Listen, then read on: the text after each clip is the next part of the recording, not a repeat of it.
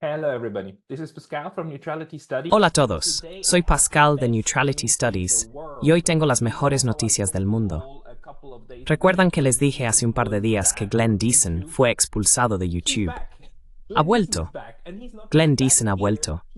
Y no solo ha vuelto aquí, ha vuelto a YouTube. YouTube ha restablecido su canal, y supongo que no tengo que presentarlo, ¿verdad? Glenn Deason es profesor en la Universidad del Sureste de Noruega, un colega académico, alguien a quien conocí en 2019, cuando estuvimos juntos en una conferencia en Washington, y alguien cuyo análisis sobre Rusia y Ucrania y el entorno de las relaciones internacionales europeas es sumamente importante. Y todos sus libros, tienen 9 o 10 u 11 libros, y todos son importantes en este campo. Así que Glenn, estoy muy feliz de que anuncies tu regreso a YouTube aquí en Neutrality Studies. Yeah, thank you. Yeah, we were supposed to have a different topic, but then I got this Sí, gracias. Se suponía que íbamos a tener un tema diferente, pero luego recibí este correo electrónico esta mañana hace una hora sobre la reversión de la decisión, lo cual es interesante. También fue un poco sorprendente porque solo tienes una oportunidad en YouTube para hacer una apelación, y yo hice esa apelación y recibí una respuesta automatizada de que la rechazaron. Así que la prohibición se suponía que iba a ser permanente. La reversión de esto es un desarrollo muy positivo para mí, obviamente porque estas plataformas digitales son herramientas muy importantes para los académicos, especialmente para comunicarse con otros académicos como tú, pero también para comunicar la investigación, la discusión académica y los hallazgos a un público más amplio. También se supone que debe comunicar aún más los hallazgos a la sociedad en general. Eliminar esta plaza pública digital, por así decirlo, es bastante dramático. Estuve bastante atento de esto se haya revertido.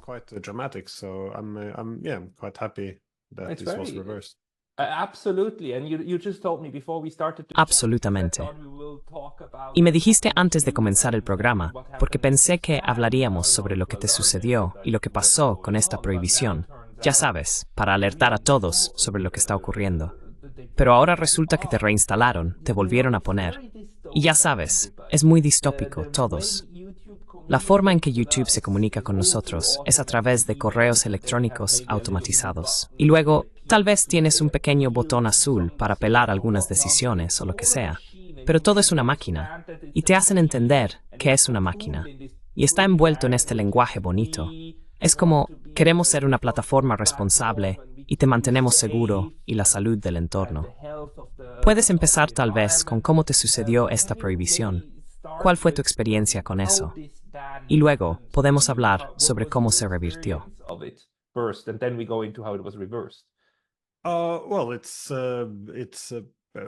Bueno, de hecho también recibí algunas llamadas de otras personas porque en las últimas semanas tuve un aviso de que comenzaron a prohibir muchas cuentas. Así que he escuchado, conozco a varios YouTubers que fueron eliminados, y así que de alguna manera sabía que se acercaba. Ya estaba transfiriendo material a otras plataformas. Pero la forma en que lo abordaron fue simplemente: recibí un correo electrónico en mi cuenta diciendo, tenemos una combinación de nuestra automatización de inteligencia artificial y personas han detectado discurso de odio. Y por supuesto es un correo electrónico genérico que envían a cualquiera que prohíben.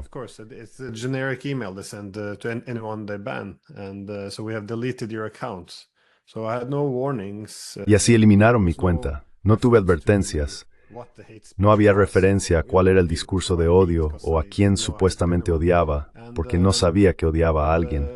Y sí, por supuesto, ninguna evidencia. Así que te quedas ahí pensando, bueno, ¿qué discurso de odio? Y te eliminaron, así que te has ido. Y luego no puedes hacer mucho. Hay un botón que puedes presionar para presentar una apelación. Y simplemente escribí, ya sabes, ciertamente esto es un error. Soy un académico. No me ha dado nada odioso. Dudaría que ofensivo, recesivo o lectivo que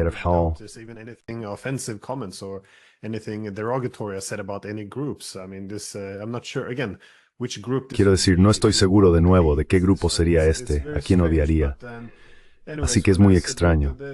Pero de todos modos, cuando envié esto, ya sabes, unas horas después, recibes otra respuesta automatizada, que es, sí, revisamos, y todavía estás prohibido. Así que esto es permanente. Así que es un poco distópico, exactamente como dije, porque todo está automatizado. En realidad no puedes presentar tu caso, no puedes hablar con un ser humano. Quiero decir, se siente como si hubiera un botón para apelar. Es un poco como Indy, ya sabes, pues puedes bajar a tu propio sótano y gritar. Tienes este derecho en entrada, así que eres desafortunado.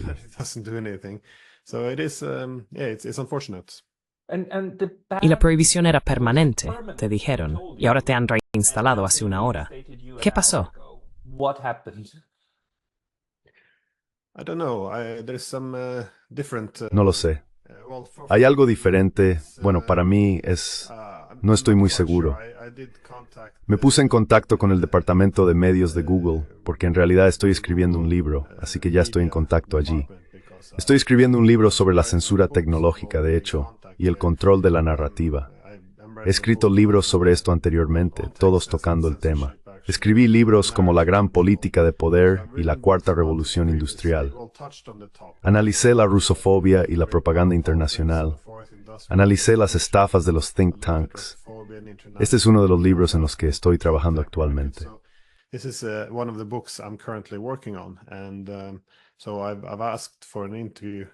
Entonces he solicitado una entrevista para discutir, pero también mencioné mi caso, dado que esta es una entrevista que estoy tratando de conseguir con ellos, porque ahora hay mucha evidencia de los Estados Unidos en la que el Comité Judicial de la Cámara de Representantes de Estados Unidos ha informado evidencia de que la Casa Blanca coacciona a las grandes tecnológicas para hacer esto. Y luego personas como Mark Zuckerberg confirman esto. Así que ya hay mucha evidencia. Quería buscar una entrevista simplemente basada en los hechos existentes. Así que no estoy seguro si eso ayudó. De lo contrario, sí, ayer tuve una entrevista o fui entrevistado ayer por el profesor Jeffrey Sachs. Él tiene un club de lectura digital.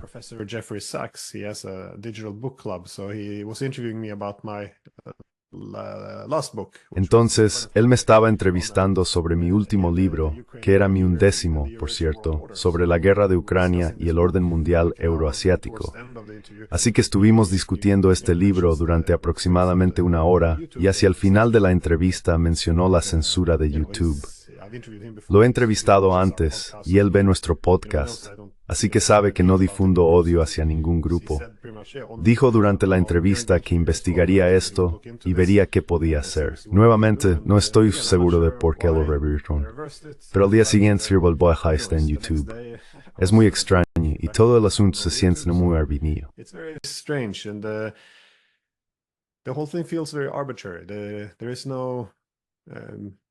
No hay, si estás en una institución, tienes personas a tu alrededor, puedes hablar. Estoy acostumbrado a recibir críticas de una ONG en Noruega, financiada por el Departamento de Estado de Estados Unidos y la Fundación Nacional para la Democracia, que tiende a hacer este tipo de, que fue establecida por Reagan explícitamente para manipular la sociedad civil en otros países.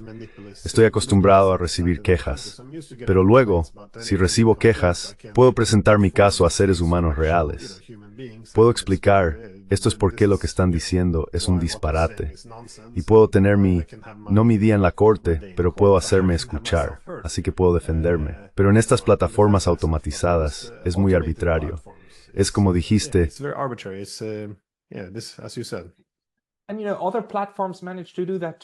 Y sabes, otras plataformas también logran hacer eso. En Rumble ya tuve 2 o 3 veces personas con las que podía hablar e intercambiar ideas. Quiero decir, Rumble es mucho más pequeño y tiene mucho menos dinero, y logran tener interacciones humanas con los creadores. YouTube simplemente se gana la vida no haciendo eso y bloqueándote. Y una cosa más, ¿sabes? YouTube tiene un proceso de hecho, ¿verdad?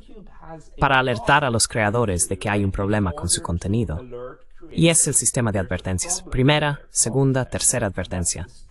Eso lo que todos pensábamos. Esas son las reglas bajo las que estamos.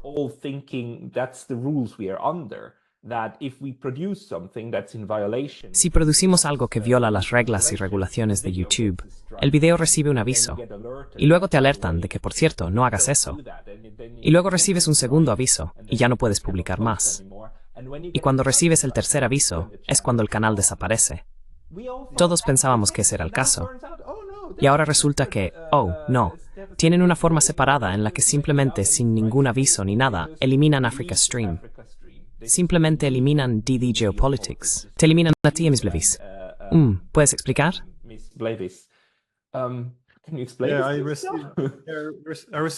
Recibí el correo electrónico de Rachel Blevins también. Sabes, ella es, ya sabes, sí, encantadora. Ya sabes, de voz suave. No hay, ya sabes, no hay odio viniendo de ella, pero me envió un correo electrónico porque la prohibieron a unas pocas horas de distancia de mí. Así que parece haber esfuerzo, pero también sí recibí un correo electrónico sí. Y otro conocido, el coronel Lawrence Wilkerson, fue jefe de personal bajo Colin Powell en la administración de Bush. Y también señaló que eliminaron a Judge Napolitano. Eliminaron su cuenta, pero tuvieron que revertirlo, porque ya sabes, por el amor de Dios, es un juez. Así que aparentemente amenazó con demandar. Así que no estoy seguro exactamente de lo que pasó, pero aparentemente estuvo fuera por una semana y luego regresó. Al menos eso es lo que me dicen. Pensé que tenía un strike. Y luego te quitan la capacidad de subir durante esa semana, creo. Sí, no estoy seguro. Esto lo escuché del coronel Wilkerson. Pero de todos modos, más a tu pregunta, ¿por qué no recibí advertencias? ¿Por qué simplemente lo eliminaron de inmediato? Estaba en el correo electrónico. No era solo discurso de odio. Dijeron discurso de odio severo y repetido.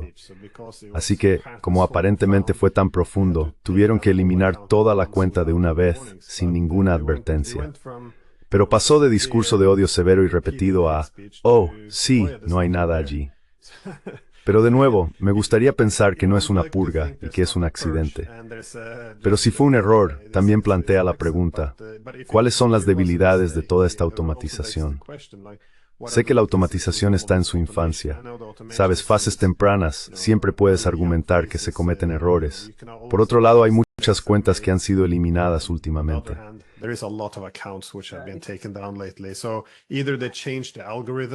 Entonces, o cambiaron el algoritmo y simplemente se descontroló, o hay algunos selectivos. Porque seguramente si estás animando el bombardeo de palestinos o celebrando la muerte de rusos, nunca he oído hablar de que se eliminen esas cuentas. Así que si el odio va en una dirección, parece estar bien. Pero si ofreces críticas sin odio en la otra dirección, podría ser cancelado. Así que parece, si son solo algoritmos, que no obstante esos algoritmos están empujando en una dirección muy específica, porque todos los que se oponen a la guerra están siendo eliminados.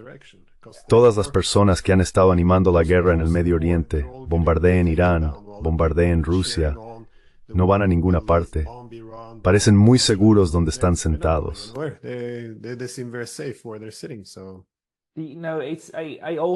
Yo también pertenezco a las personas que advierten a otros de no hacer demasiadas conexiones, donde probablemente hay una explicación más simple. Quiero decir, un colega en YouTube me dijo, oh Dios mío, mis videos obtienen muchas vistas al principio y luego se estancan. Esto es una clara señal de shadow banning. Y le dije, no, eso es solo lo que hacen los videos, porque estamos en el espacio de noticias. Son muy populares y luego se estancan. Es normal. No hay shadow banning ahí. Pero contigo y con este caso también, con las últimas 2 semanas, es demasiado pedir que primero tengamos a Antony Blinken, que realmente señala a ciertos medios de comunicación, en particular Africa Stream, como desinformación rusa, y luego eso se elimina. Y luego otros canales en el espacio de la geopolítica que han sido críticos son eliminados, incluido el tuyo, incluida Rachel Blevins.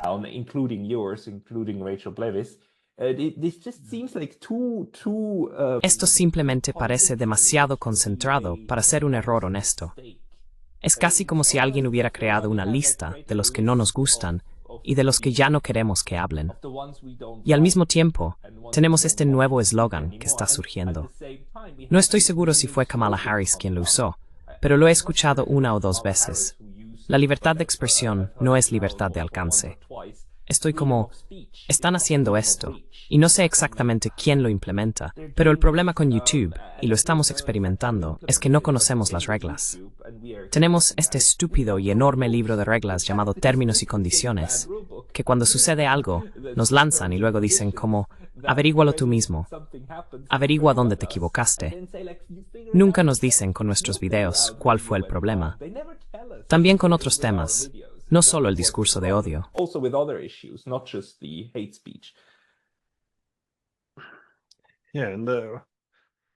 Sí, bueno, este es el problema con esta nueva cosa ahora, donde hablan de que no es el derecho a la libertad de expresión, es una responsabilidad, y si no lo haces correctamente, podrían quitártelo. Así que es un tiempo muy extraño, pero lo siento.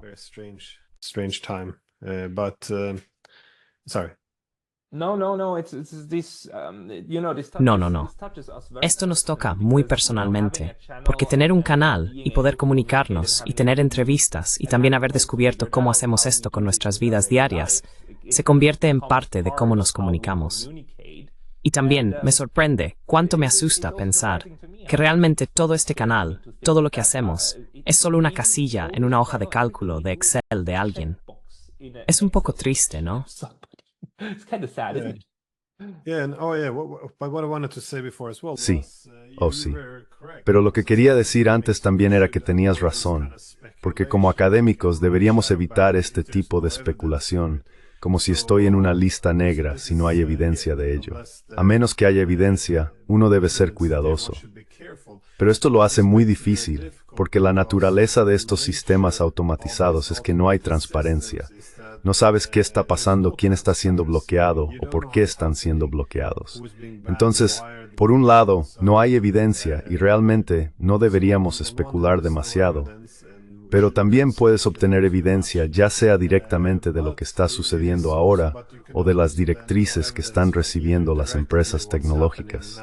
Y vemos que están recibiendo directrices.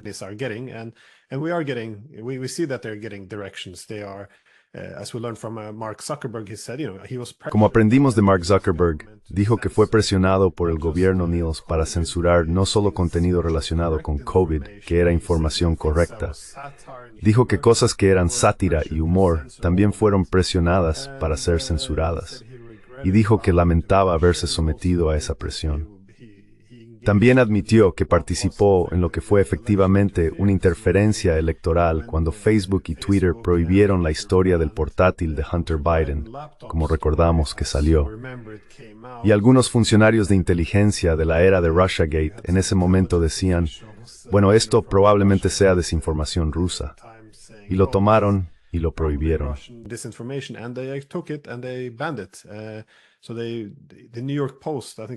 Entonces el New York Post, creo que el periódico más antiguo de Estados Unidos, fue retirado de Twitter. Era imposible compartir la historia, un bloqueo total de información, censura intensa.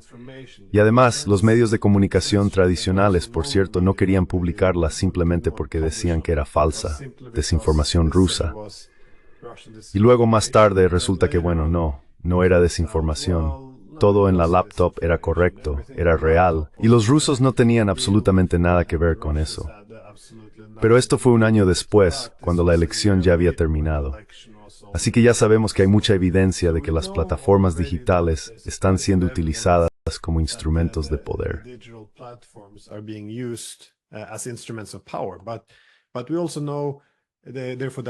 Pero también sabemos, por lo tanto, que el gobierno de los Estados Unidos está impulsando esto. Nuevamente, como mencioné antes, con estos informes de la Cámara de Representantes ya hicieron la investigación, tienen la evidencia, y también se puede ver en el contexto más amplio de cómo Estados Unidos intenta ahora dominar el espacio de la información de manera más coercitiva que en el pasado. Como mencioné en un artículo reciente en Substack, secuestraron el dominio de los medios iraníes. Prohibieron directamente los medios rusos y están presionando a otros países también. Están financiando miles de millones de dólares para difamar a China en los medios internacionales. Miles de millones, oficialmente. This is something covered very well by the Queen's Institute. Este es dinero oficial del Congreso que se está dando para desacreditar a China. Sí. China. No, this is not, again, this is why I'm saying. Sí, no. Esto no es, de nuevo, por eso digo que no es especulación. Esto está a la vista. Esta es la evidencia que tenemos. Y también, como dijiste, prohibieron la transmisión de África. Todo lo que tienen que decir es, están repitiendo propaganda rusa, boom, están fuera. ¿Ves censura presionada sobre Al Jazeera abiertamente por Blinken? Porque, ya sabes, están adoptando una postura demasiado dura sobre Israel. Y TikTok, ahora, están siendo presionados para ser vendidos o prohibidos. Y también estamos viendo en todo el mundo que los países están bajo una mayor presión para conformarse al régimen de censura de los Estados Unidos.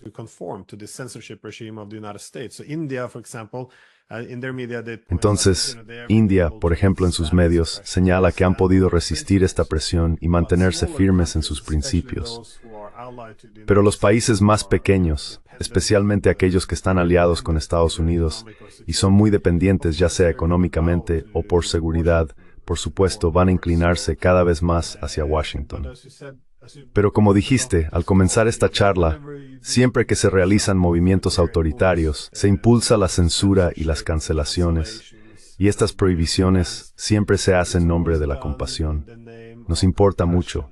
Queremos protegerte del discurso de odio, queremos protegerte de la propaganda, y es por eso que ahora estamos participando en este movimiento de censura burda.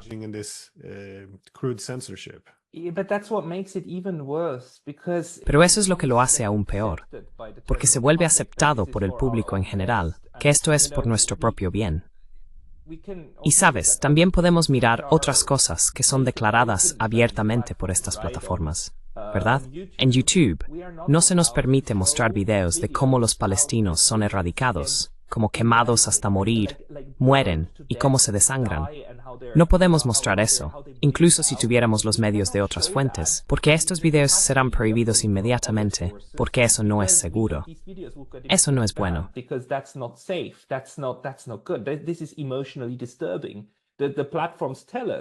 Esto es emocionalmente perturbador.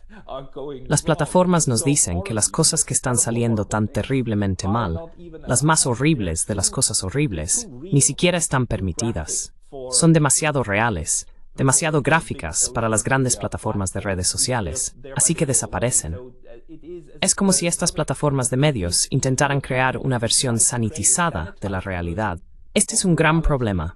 Porque si más personas entendieran lo increíblemente horrible que es la muerte en Gaza, tendríamos muchas más personas en las calles.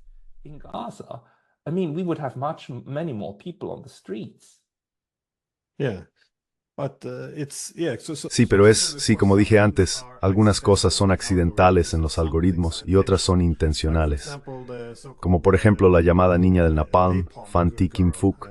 Sabes, cuando tenía creo 9 o 10 años estaba, ya sabes, huyendo. Fue en Vietnam, lejos de los estadounidenses, con napalm en su aldea. Así que está corriendo desnuda. Esta, ya sabes, imagen muy icónica, que también contribuyó a cambiar toda la percepción de la guerra de Vietnam. Esto fue eliminado, una página fue eliminada o censurada en Facebook o algo así porque se consideró pornografía infantil, porque la niña estaba desnuda quemándose, su piel quemándose por el napalm. Así que realmente dudo que esto fuera intencional. Así que creo que hay algunos algoritmos donde se equivocan.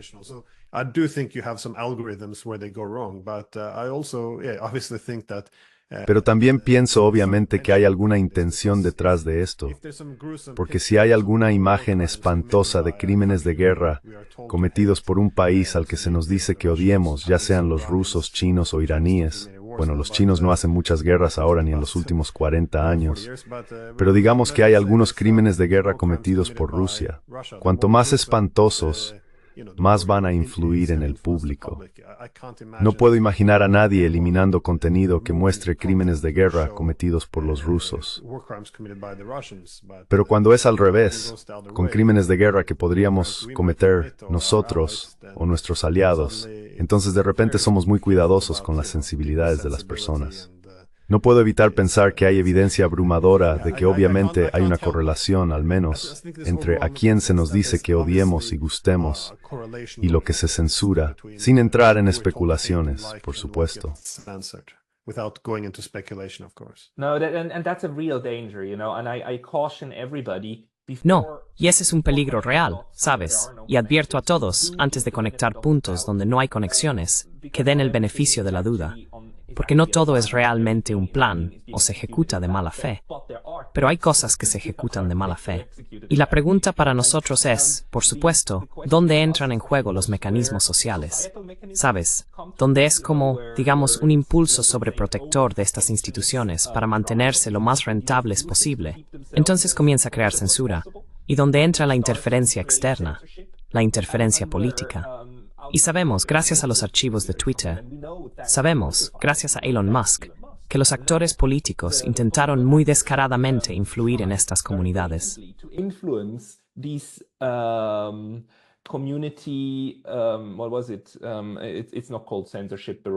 ¿Qué fue eso? No se llama censura, Vero. Se llama la moderación de contenido.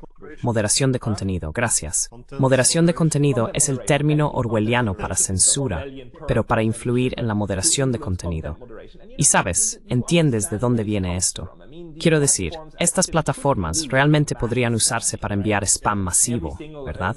Cada comentario que lees es solo el príncipe ganés que quiere enviarte dinero, pero primero necesitas enviar $500, ¿verdad? Los spammers y la intención maliciosa también están presentes por parte de otros actores. Así que necesitas un cierto grado de alguna forma de mantenimiento. Pero por otro lado, las personas que quieren influir en la narrativa global también intentarán aprovechar eso. Y necesitamos, es un trabajo muy difícil desenredar eso, ¿no es así? Yeah, and it's also Sí, y también puedes verlo a través del prisma de las tecnologías. Hay un libro interesante llamado La Torre y la Plaza de... olvidé su nombre. Pero de todos modos, gran parte del tema trata sobre cómo las tecnologías de comunicación influyen en la sociedad. Así que, por ejemplo, en el pasado, cuando había baja alfabetización y no había imprenta, ¿quién podía leer la Biblia? Solo unos pocos.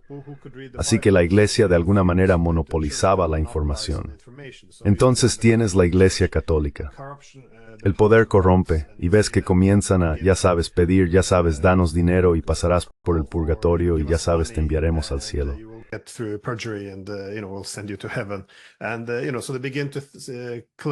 Y ya sabes, entonces comienzan a reclamar ser embajadores de Dios, ya sabes, para sacar dinero de los creyentes. Y luego, por supuesto, hay demasiada concentración de poder. Pero luego tienes la imprenta. Ahora todos pueden tener su propia Biblia. Pueden tener una relación personal con Dios, pueden leer por sí mismos. Y de repente ves que la información se está difundiendo. Y entonces tienes la reforma. Ahora tienes una interpretación diferente del cristianismo. Así que tenemos guerras masivas. Europa es masacrada. Así que ya no tenemos la misma información. Entonces está demasiado difundida. Así que o la tienes demasiado centralizada, en cuyo caso se vuelve muy autoritaria, o se vuelve demasiado extendida y pierdes el control de la narrativa.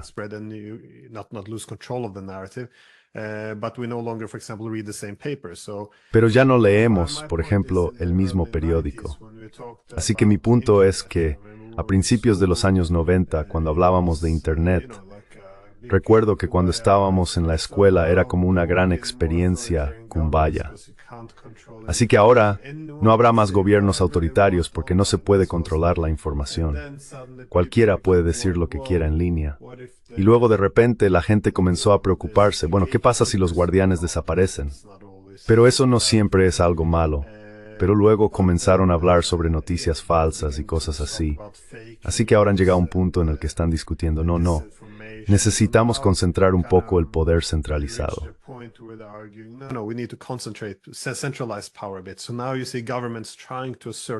Ahora ves a los gobiernos tratando de afirmar control sobre la esfera digital, y creo que Estados Unidos domina en este aspecto.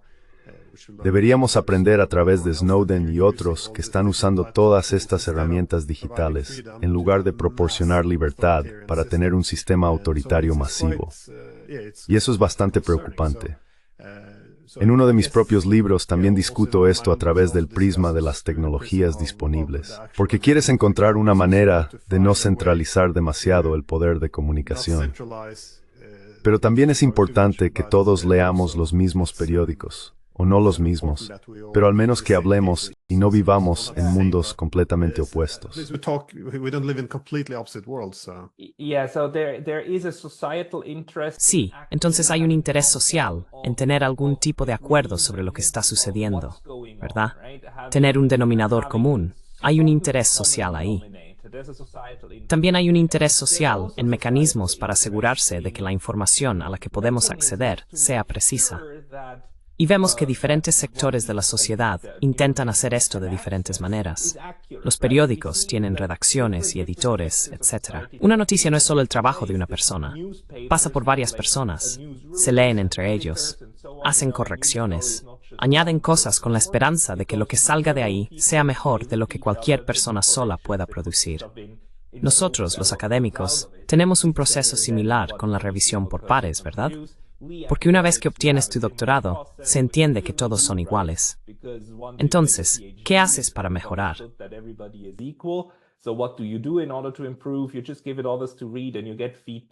Simplemente, le das todo esto para leer, obtienes retroalimentación y luego haces cambios. Lo que salga de esto debería ser mejor que lo que entró en el proceso. La idea aquí es crear calidad y eliminar el sesgo donde no es necesario. Algo de sesgo siempre es bueno, porque es un sesgo de perspectiva. Pero el problema es, por supuesto, que estos mecanismos pueden ser abusados, y están siendo abusados. Y tenemos estos dos, me parece ahora, en la esfera digital. Las redes sociales están bajo un tipo diferente de censura, una más directa, hasta cierto punto, mientras que los medios publicados están bajo una más sociológica, la versión al estilo Noam Chomsky, de la autoselección de personas, que luego comienzan a repetir lo que dicen los demás, y así crean una visión y narrativa societal unificada. ¿Hacia dónde ves que va esto? Where do you see this going?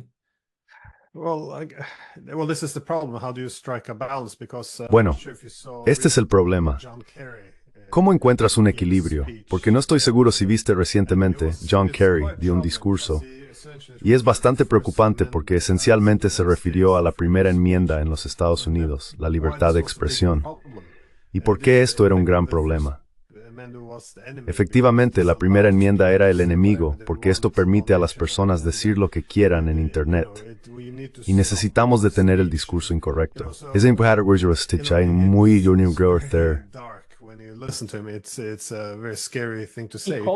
Él llama a la primera enmienda literalmente un obstáculo, o simplemente un bloqueo, en el camino de filtrar información. Hace que sea difícil gobernar, dice. Y sabes, a cierto nivel puedo entender si ya no vivimos en la misma realidad porque estamos leyendo todo de manera diferente. Entonces, por supuesto, puedo ver por qué hay algo de verdad en la raíz de esto. Pero el problema es, en nuestra sociedad, ¿cómo decides qué es la verdad? Es a través del debate abierto. Por eso soy tan crítico cuando la gente dice propaganda. Usan esta palabra para cerrar el debate. Pero la forma de superar la propaganda es abriendo el debate. Así tienes una competencia de ideas, expones las mentiras y elevas la verdad. En cambio, lo que él sugiere es que efectivamente necesitamos lo que Orwell escribió, un ministerio de la verdad. Como, ¿quién decide qué es la verdad? Y establecemos verificadores de hechos.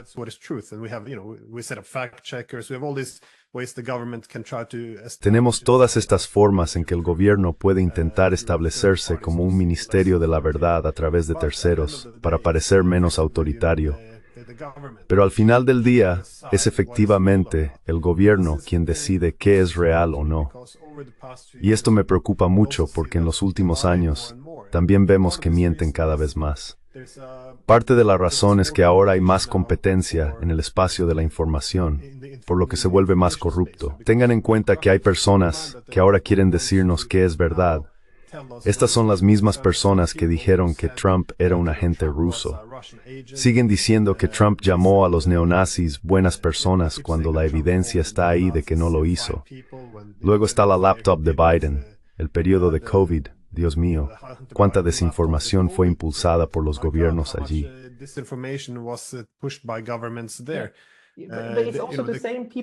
Pero también son las mismas personas que nos dieron las armas de destrucción masiva. Son las mismas personas que nos dieron las historias de bebés sacados de incubadoras para la Primera Guerra de Irak. Fueron las personas que nos dieron el incidente del Golfo de Tonkin. Esta es una larga historia de mentiras flagrantes y comprobadas. No solo falsedades, sino mentiras, porque fueron difundidas en el mundo, con una intención muy clara detrás de ellas, para lograr algo.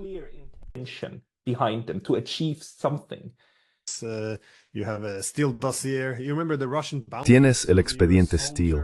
¿Recuerdas las recompensas rusas sobre soldados estadounidenses? Sí. Recuerda en la guerra de Ucrania, tenías al fantasma de Kiev.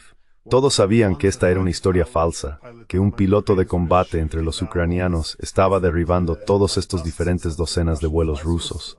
Era ridículo. Pero también nos están diciendo que los rusos volaron la presa, están atacando el Kremlin, están atacando sus propias de energía nuclear. Es igual que la historia de la ivermectina.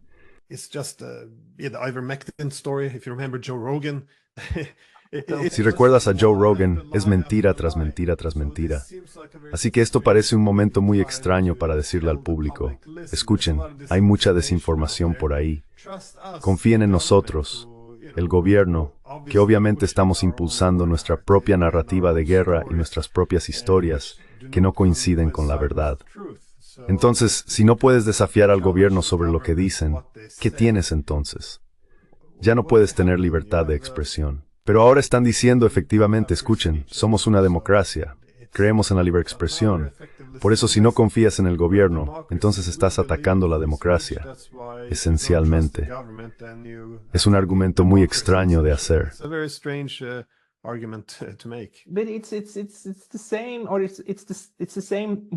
Pero es la misma forma de pensar que el gobierno alemán, considerando si prohibir o no a la AfD, prohibir un partido político en nombre de preservar la democracia.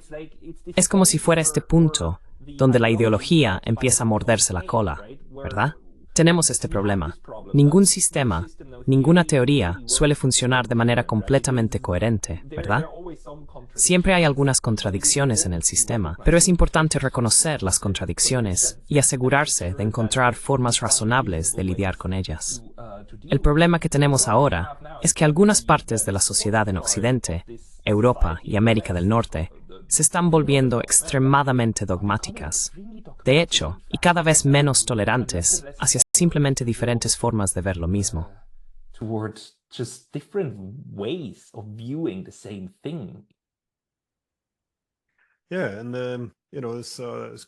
Sí, y esto se puede referir como la tiranía de la moralidad o la tiranía de las buenas intenciones, que es cuando enmarcas cualquier tema como un asunto moral de bien contra mal. Toda la complejidad y matices desaparecen. Así que recuerdo que en los años 90 teníamos el tema de la moralidad de la inmigración. Entonces, ya sabes, hay argumentos de por qué los cambios demográficos pueden ser positivos para revitalizar una población, pero también pueden crear desafíos. Pero esencialmente se decía, escucha, o estás a favor y eres bueno o en contra y eres malo. Así que muchos de los desafíos no fueron abordados. Y luego tienes lo mismo con el aborto, por ejemplo. Algunas personas creen que deberías cuidar la vida de un niño no nacido. Pero ahora si dices que efectivamente odias el aborto, mujeres.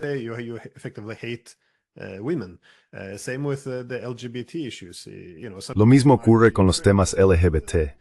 Algunas personas podrían criticar que se está promoviendo contenido sexual posible para niños, o incluso esterilizando a los niños.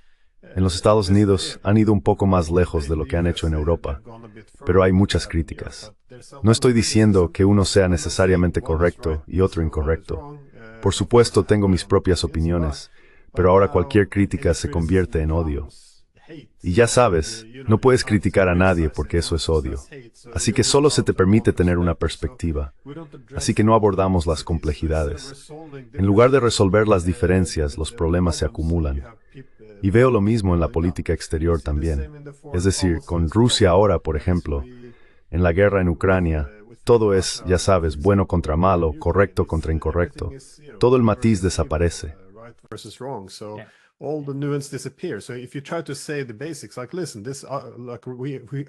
Entonces, si intentas decir lo básico como escucha, obviamente provocamos a Rusia. Sabíamos que esto sucedería. Sabíamos que atraer a los ucranianos reacios hacia la OTAN desencadenaría una guerra, y lo hicimos de todos modos.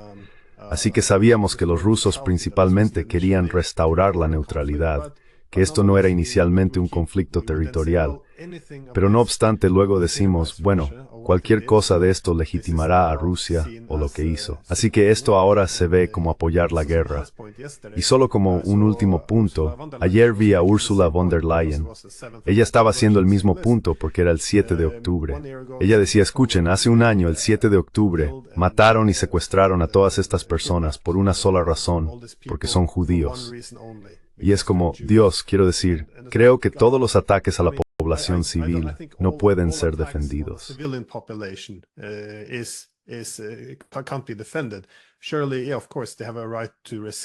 Seguramente, por supuesto, tienen derecho a resistir la ocupación. Pero si señalas que el ataque de Hamás fue solo odio hacia los judíos, quiero decir, no podemos mencionar la ocupación. Seguramente la ocupación fue uno de los factores, yo diría el factor principal que motivó el ataque de Hamás. Deberías poder afirmar este hecho. Pero no puedes, porque si lo dices, entonces es como, bueno, ahora estás justificando lo que sucedió, o estás tomando el lado de Hamás contra las personas que fueron secuestradas. Quiero decir, esto es absurdo. Tienes que poder hablar sobre los matices, las complejidades, pero no puedes porque todo es bueno contra malo. Un lado es odio y justificación, y tienen que ser censurados. Así que esta es la dirección en la que nos dirigimos.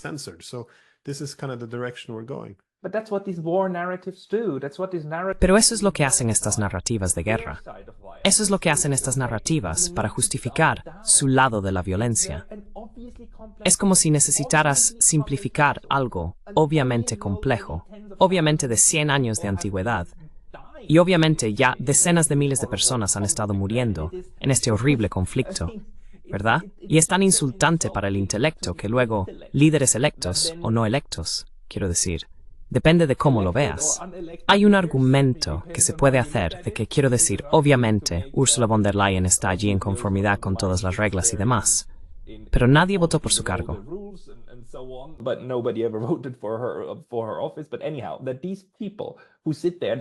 Pero de todos modos, estas personas que se sientan allí luego nos alimentan con esta versión tonta de la realidad. Una versión completamente tonta.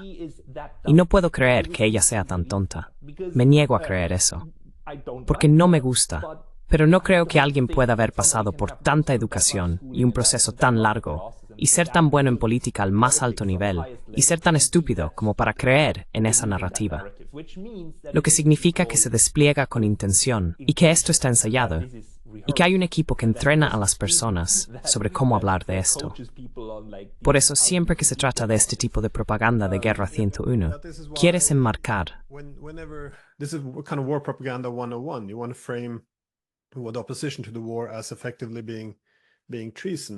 quienes se oponían a la guerra como si fuera efectivamente traición.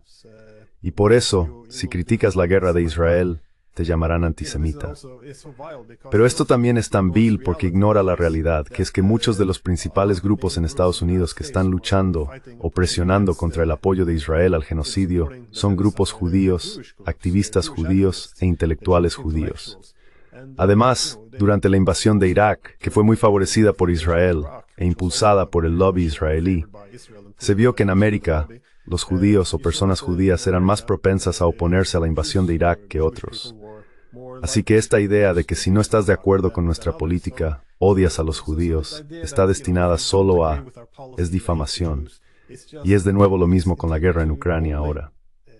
Slander, and it's just, again the same with the war in Ukraine now. The idea that if you La idea de que si pides, esto obviamente fue provocado, esta expansión de la OTAN, entonces estás tomando el lado de Rusia. Estás apoyando la matanza.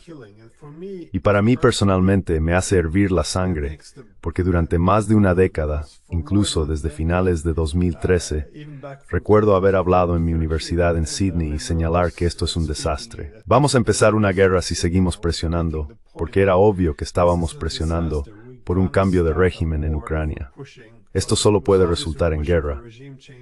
Así que durante más de una década he estado argumentando que no podemos hacer esto, no solo desde una perspectiva académica, ya que este es mi enfoque de investigación, sino que siempre he conocido durante los últimos 25 años a tantos amigos ucranianos y rusos.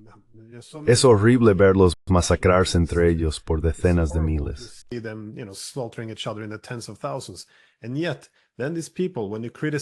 Y sin embargo, cuando criticas provocar una guerra, te lo vuelven en contra, diciendo, no, estás apoyando esto, lo estás respaldando, es tan vil. Pero esto es lo que siempre haces en cada guerra, igual que en la guerra de Irak. Lo siento, solo un último punto. ¿Quién estaba allí? Applebaum. Cuando los europeos se opusieron a la guerra de Irak, ella escribió un artículo con el titular Los enemigos de la libertad.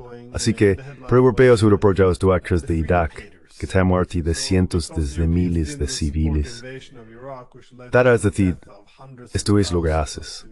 Esto es propaganda de guerra. Es simplemente repugnante de nuestros miles. It is. But in a way, what then is also so insulting is... Es. Pero de alguna manera, lo que también es tan insultante es que esta narrativa nos exige aceptar una versión estúpida de la realidad. Y así, el acto supremo de ser un disidente es negarse a ser estúpido. No voy a rebajarme a ese maldito nivel. Voy a trabajar en las complejidades y voy a intentar entender qué hay detrás de ello. Y esto me lleva a mi último punto.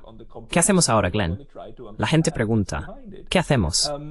Quiero decir, sabemos que estas plataformas no son seguras.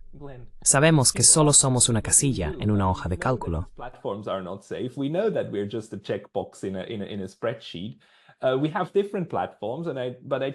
Tenemos diferentes plataformas, pero solo las reviso. Quiero decir, Substack, con sede en San Francisco, Patreon, con sede en San Francisco. Y ya sabes, el problema es que los chinos tampoco son mucho mejores en cuanto a la libertad de expresión. Intenté subir mis videos en Bilibili. Fueron eliminados de inmediato. Los rusos tampoco son famosos por la libertad de expresión, aunque nunca lo he intentado allí. Pero el problema es que los grandes estados con soberanía digital no confiarían en ninguno de ellos para permitir realmente un discurso que no esté a su favor. ¿Qué hacemos?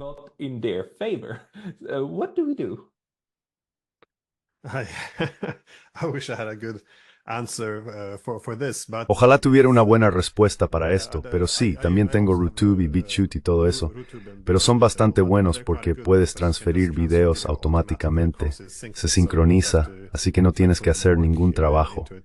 Pero también, diferentes países censurarán diferentes cosas, así que podrías sobrevivir en algún lugar, pero puede que no te ayude mucho, porque, por supuesto, ahora son los Estados Unidos los que ejercen una presión masiva sobre sus plataformas digitales.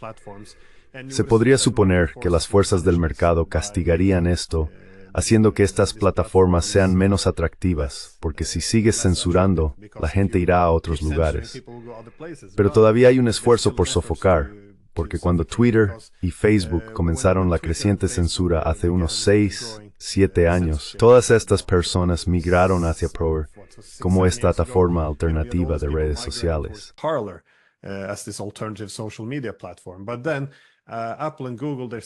Pero luego Apple y Google suspendieron la aplicación de sus plataformas y luego Amazon los expulsó de sus servidores. Así que simplemente eliminaron toda la plataforma. La sacaron, esencialmente diciendo que solo pueden ser ellos. Y eso fue aprobado porque están siguiendo órdenes del gobierno de Estados Unidos. Mira a Elon Musk. Es un poco triste que un oligarca tenga que venir al rescate como Batman para salvar la libertad de expresión. Pero luego es un oligarca que quiere tener libertad de expresión, al menos en las áreas que le importan. Y ahora hay más presión. more pressure now. You have all this push for. Tienes a toda esta gente en los medios pidiendo arrestarlo por hacerse cargo de Twitter. Lo están llamando una plataforma de extrema derecha porque no están censurando. Y la UE, Elon Musk iba a tener una entrevista con Trump. De hecho, tuvo una entrevista con Donald Trump. Pero antes de que la entrevista siquiera ocurriera, tienes al zar de censura de la UE, Breton, que luego envió una carta a Elon Musk diciéndole que no publicara esta entrevista. Era una entrevista en vivo de posible discurso de odio. Así que fue un pre-crimen, ya sabes, antes de que el contenido dañino y el discurso de odio siquiera ocurrieran. Esto es cuando sucedió.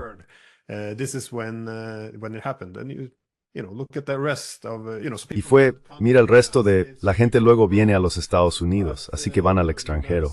Pero los Estados Unidos estaban dispuestos a arrestar, si recuerdas, a uno de los, era un CEO de Huawei. Eso no fue en las redes sociales, sin embargo. Pero también ahora en Francia arrestaron a Pavel Durov de Telegram. No estoy seguro si consiguieron un canal de acceso a través de este arresto. Pero de todos modos, hay una disposición para tomar grandes medidas para controlar este nuevo espacio digital.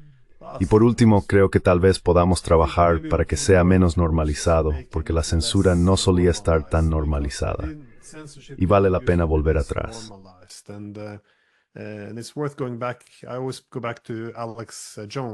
Siempre vuelvo a Alex Jones porque fue el primero en ser censurado, si recuerdas.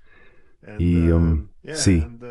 Pero así es como lo normalizas. Nadie realmente quería oponerse porque ya sabes, es bastante vil. Estaba llamando a los padres de los niños que fueron masacrados en Sandy Hook. Llamó a sus padres actores que fueron pagados porque todo era una teoría de conspiración. Así que era como la libertad de expresión en su peor forma. Simplemente discurso de odio real. Muy, muy horrible. Este fue como el caso perfecto al que nadie se opondría. Así que lo desplatformaron, una nueva palabra que entró en el vocabulario.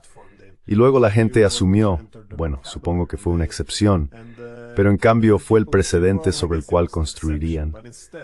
Así que ten en cuenta que incluso desplatformaron al propio presidente de los Estados Unidos.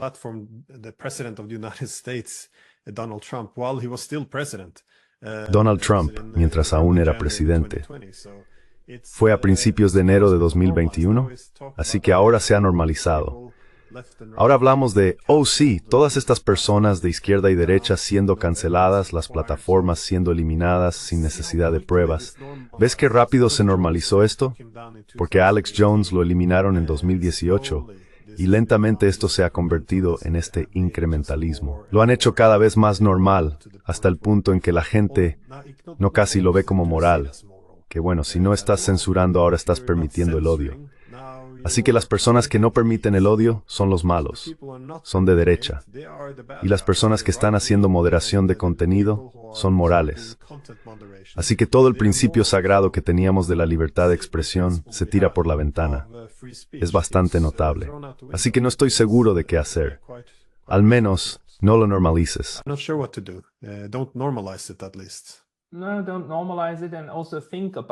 No, no lo normalices. Y también piensa en formas de salir. Quiero decir, hay varias capas, ¿verdad? Están las leyes que quisiéramos tener o no tener para protegernos a nivel nacional. Luego están las empresas que nos gustaría que existieran o no existieran, y la tecnología que nos gustaría tener o no tener. Y ya sabes, una buena tecnología puede ser muy útil. Solo piensa en la importancia de ese sitio singular, Library Genesis. Para nosotros, los académicos, Library Genesis nos permite de básicamente ridículas leyes de statuto de libros, en vez de que gagros masifo.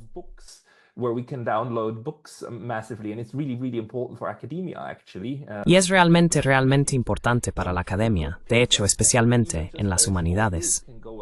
Una buena pieza de tecnología, incluso por un pequeño grupo, puede llegar muy lejos, pero necesita interactuar de alguna manera con el entorno mundial en el que vivimos.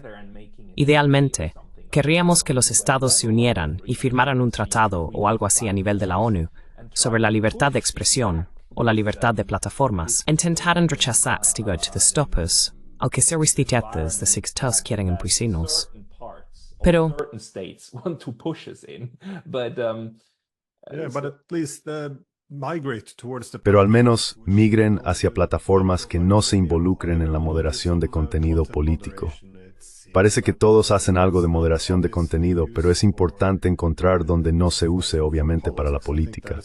Creo que eso es muy importante. En general, el principio de la censura debe ser rechazado porque, ten en cuenta, siempre se presenta, como digo, a través de la compasión. Están luchando contra el odio o la propaganda, pero es importante tomar una postura de principios. No solo tengo problemas con las plataformas digitales, sino incluso cuando escribo artículos. Los publico en mi Substack, que es mío. Pero cada vez que me contacta algún medio, ya sea brasileño, irlandés o ruso, dicen, ¿podemos tomar uno?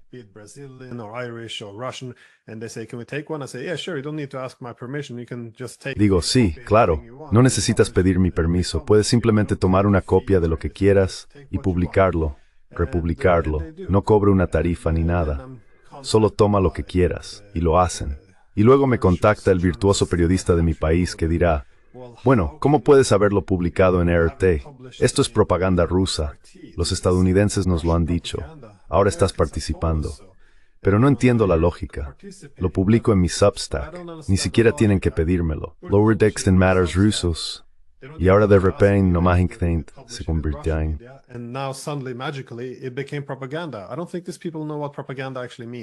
No creo que estas personas sepan lo que realmente significa propaganda, cómo se convirtió mágicamente en propaganda en este proceso. Así que no quiero disculparme por ello, porque intentan hacerme explicar por qué no estoy participando en la autocensura. Y digo, escuchen, soy lo suficientemente mayor para recordar cuando la censura era algo malo y están haciendo todo lo posible para justificar moralmente la censura. Pero simplemente digo que no estoy interesado, no soy parte de esto. Seguramente, si hay una ley, tengo que conformarme a la ley, pero a menos que haya una ley que me obligue a hacerlo, no voy a jugar el juego y no voy a participar en ninguna autocensura voluntaria. Así que creo que esto solo causa muchos problemas. Sabes, si buscas mi nombre en Google, al menos en mi propio país, me han convertido en un propagandista ruso, y ningún periodista noruego quiere acercarse a mí para nada. Pero está bien. Al menos sabes, deberías poder defender algo. Creo que la censura realmente, vamos a lamentar esto mucho.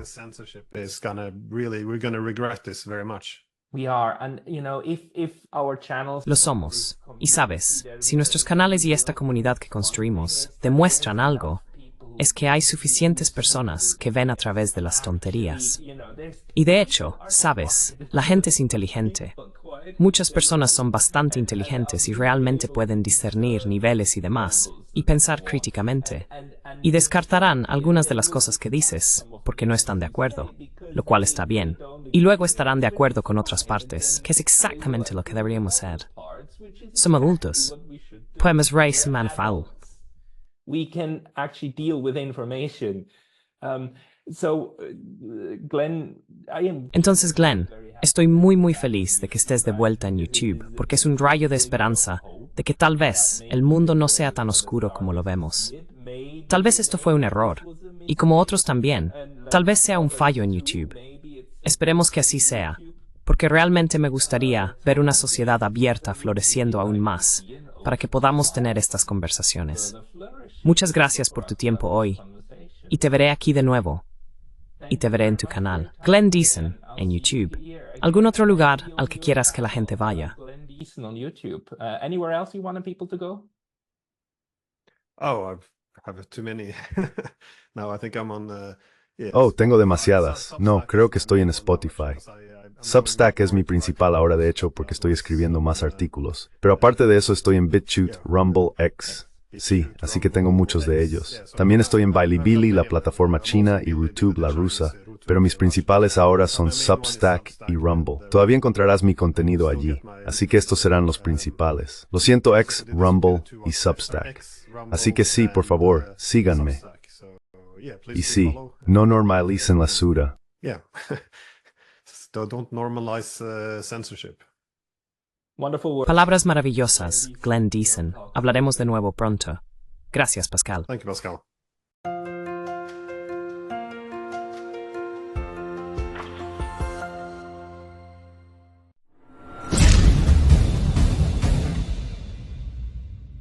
Si valoras nuestras traducciones, por favor considera apoyarnos en Patreon. El enlace está en la descripción. Muchas gracias.